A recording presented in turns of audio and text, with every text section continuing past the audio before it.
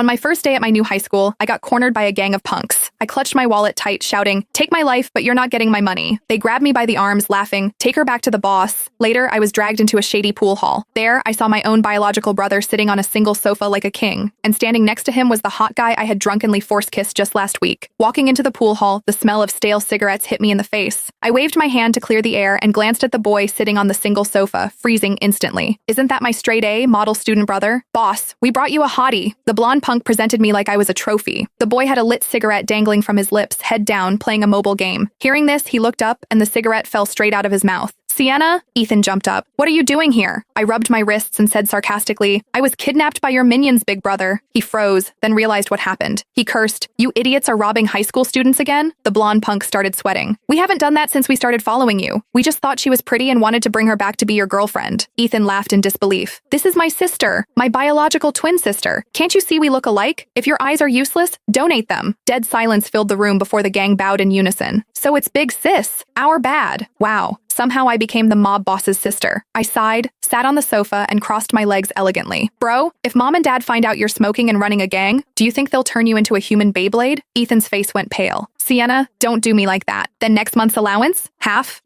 All of it," Ethan cried. "And do my math homework." "Sienna Sue, don't push it." Suddenly, a light chuckle came from the distance. I looked up and fell into a pair of beautiful brown eyes. The boy was tall and lean, features exquisite, skin glowing white. Even the tacky blue and white school uniform looked like designer wear on him. He looked familiar. I scratched my head, trying to recall. Then it hit me. Holy crap, isn't this the hot guy I force-kissed when I was drunk last week? It was my best friend Zoe's birthday. She invited a bunch of people to karaoke. I got wasted and walked into the wrong room after using the bathroom. A room full of hot guys looked at me in unison. I picked the hottest one and pounced. My brother always says he's the most handsome guy in the world. Hick, let me take a pic. I need to humble him. Hick. The boy looked down at me, eyes dark under the flashing lights. "Which room are you in? I'll take you back." I waved my hand and grabbed his collar. "Ooh, North High uniform. A smart guy." I patted his cheek playfully. "Great, I like smart guys." He frowned and grabbed my wrist. "Stop moving." I couldn't break free and got annoyed. Let go, or I won't be polite.